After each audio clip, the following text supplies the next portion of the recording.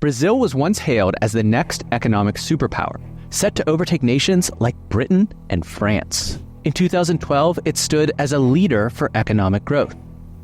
Its GDP soared on the back of abundant energy, minerals, and farmland. But today, its GDP has shrunk by almost half from its peak, and the country's current economic landscape is unrecognizable. Unemployment is high and public debt is growing. Yet Brazilians are also grappling with inflation. Domestic politics are unstable, and the government is a bureaucratic nightmare.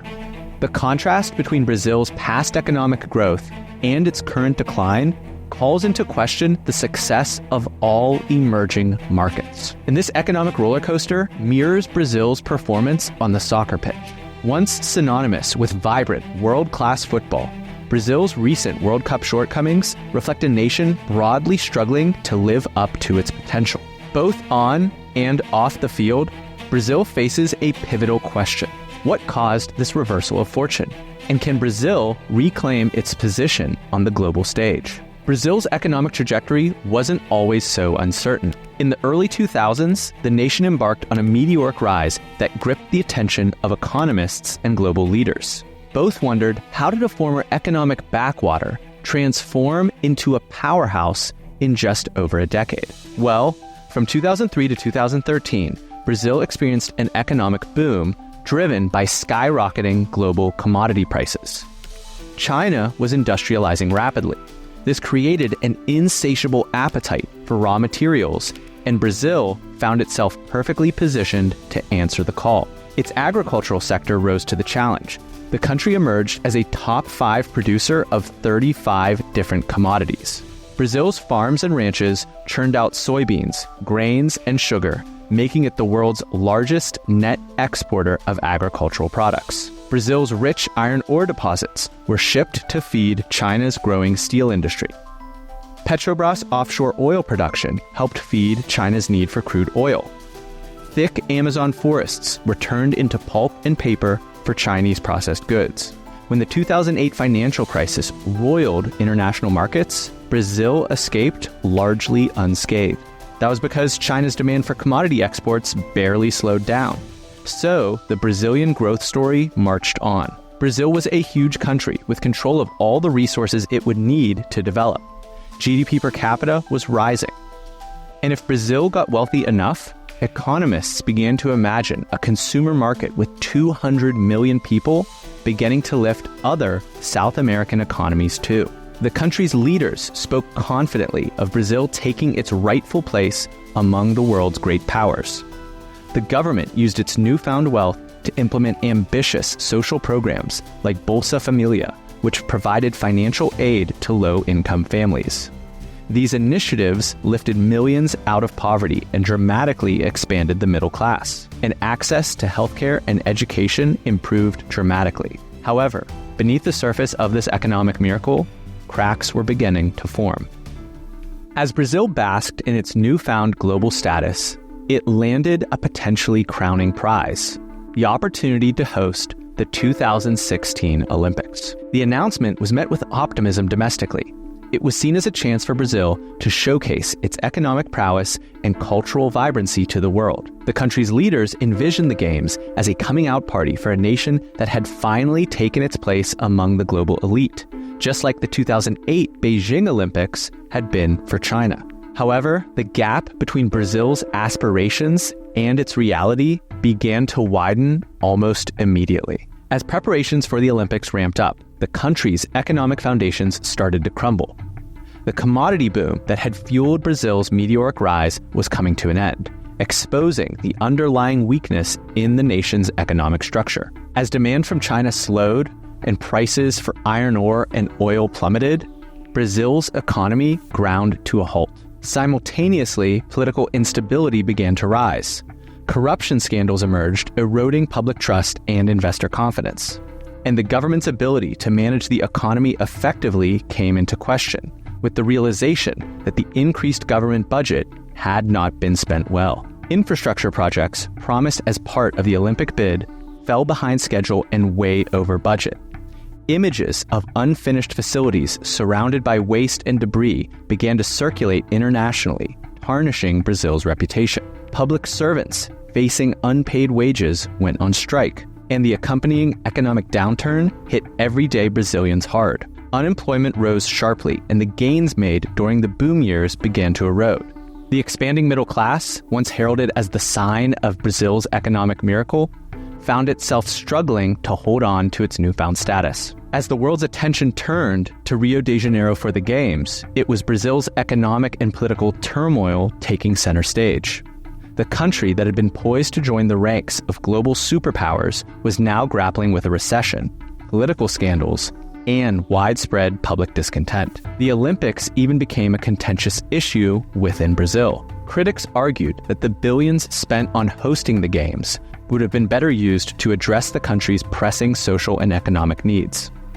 The disparity between the gleaming Olympic venues and the surrounding favelas served as a stark reminder of Brazil's persistent inequality. The aftermath of the Olympics saw Brazil grappling with the consequences of its economic policies and overambitious promises. The dream of becoming a global superpower was gone, and the problems weren't over yet.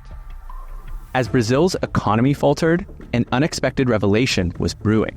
What started as a small-scale investigation would soon spiral into the largest corruption scandal in the country's history, implicating some of the most powerful figures in Brazilian politics and business. In 2014, a routine money laundering probe at a local car wash unexpectedly unveiled a vast network of corruption involving high-level politicians and state enterprises like Petrobras. The investigation, dubbed Operation Car Wash, would shake Brazil to its core. Operation Car Wash revealed a massive scheme to defraud Petrobras, particularly concerning contracts to the lucrative pre-salt oil reserves discovered in 2007. The scale of the corruption was staggering, with billions of dollars siphoned off through inflated contracts and kickbacks. As the investigation progressed, it became clear that this was not just a case of isolated corruption, but a systemic problem that had permeated Brazil's political and economic institutions for years. This was revealed at the exact same time that China's economy was slowing down. As Brazil's primary export partner missed growth targets, it had a ripple effect in Rio. The country's GDP dropped by 75% in 2015. Foreign investment, which had been a key driver of Brazil's economic growth, sharply declined as international companies became wary of the risks associated with doing business in a country mired in corruption. The political fallout of Operation Car Wash was equally dramatic. The investigation led to the impeachment of President Dilma Rousseff in 2016, as well as the imprisonment of former President Lula. And yes, he then went on to become president again and is leading the country now. I promise we'll get to that later. These events marked a pivotal moment in Brazilian politics, highlighting the depth of corruption within the country's leadership and the fragility of its democratic institutions. Widespread protests erupted across the country as the population demanded accountability. Operation Car Wash also exposed the vulnerabilities associated with Brazil's heavy reliance on state-owned enterprises like Petrobras. The scandal highlighted how those companies, which were meant to be engines of economic growth and national pride, which instead had been woefully mismanaged. Now, Brazil is actually a lot like Australia. Both countries are former European colonies, which helped to establish their democratic institutions. They are rich in natural resources and farmland, which underpins substantial commodity export economies dependent on China. And despite enormous land masses, most of it is uninhabitable. So both countries' populations are packed into large cities on the coastline. Yet, Australia's GDP per capita is more than 6 times larger than Brazil's. It's a simple math problem. Australia's population is more than 8 times smaller than Brazil's. So, Australia implemented mechanized farming and mining, then split the revenues between far fewer people. If Brazil wants to make such an enormous population wealthy, it must industrialize. It's the only way that a country so large has ever escaped the middle income trap. Unfortunately, the window to do it may have closed. Peak investment into Brazil was over a decade ago. And with the baby boomers retiring, it's hard to imagine where the capital would come from. China doesn't want Brazil to industrialize. They want those industries to stay in China. And why would you invest in Brazil as a European? The crime rates are similar to that of South Africa. Recent data shows that Brazil recorded over 40,000 homicides in 2022, an average of 111 violent deaths per day. That's the equivalent of 1 out of every 5 homicides in the world occurring in Brazil. While Brazil's overall homicide rate has been on the decline since 2017, it is still more than 3 times higher than that of the United States. Some people hoped that Jair Bolsonaro could clean up the problems and could be Brazil's Lee Kuan Yew or Nayib Bukele. But since Brazil is a federalist system like the United States, the central government is not powerful enough to actually resolve the problem forcefully. And even if they did, Brazil has another problem standing in the way. The total fertility rate in Brazil has dropped to just 1.6 children per woman. So there is no longer a demographic opportunity to be seized. Brazil will likely get old before it gets rich. This was not supposed to be the case. Brazil was supposed to be one of the optimistic stories. It has established old universities. It has been independent since the 19th century. It seemed like Brazil was a prime candidate for industrialization, but they missed their window.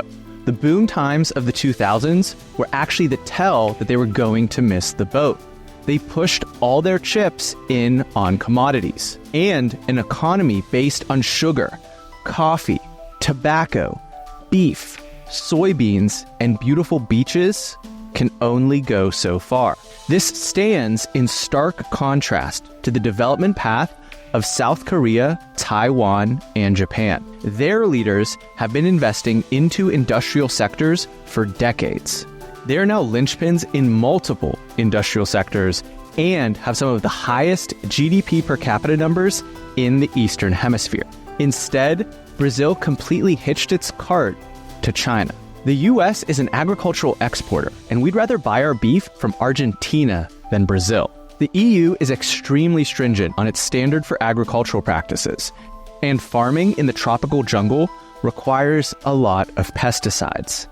That's not going to fly either. It seems that nations like Indonesia have learned from Brazil's mistakes and have built metal refining industries to pair with their mineral mining operations. But we are in the very last window of this being a real opportunity for Brazil. Globalization is on the decline. The world is splintering into more regional economies. There is no other large consumer market for Brazil to sell its commodities into besides China. And I've already made a video about why that won't turn out particularly well. Even worse, Brazilian agriculture is highly reliant on fertilizers. They're the second largest importer of fertilizer after China. So, any disruption to fertilizer production in Belarus and China means that Brazilian agricultural outputs drop substantially. Now here's the only thing that would make me change my opinion on the future of Brazil. If a Brazilian Deng Xiaoping emerged, that would get interesting. Deng set up special economic zones around China and unleashed enormous economic growth. Milei is going to be pushing for something similar in Argentina soon, an anarcho-capitalist fever dream. Create the low-tax, low-regulation environment required for capital investments to return to the region. Target some compelling industrial developments that would be interesting to the nearshoring efforts happening in the Western Hemisphere. And simultaneously break the back of organized crime. Make these cities way safer. You'll get some more tourists to come in who can enjoy some churrasco. Now, even as I say that, it sounds improbable, and it likely is. But that's why great leaders are revered. They actually changed the arc of history rather than just allowing society to muddle through. There's a chance that the current leader of Indonesia has done that. I made a video about it. If you enjoyed this one, go check that out.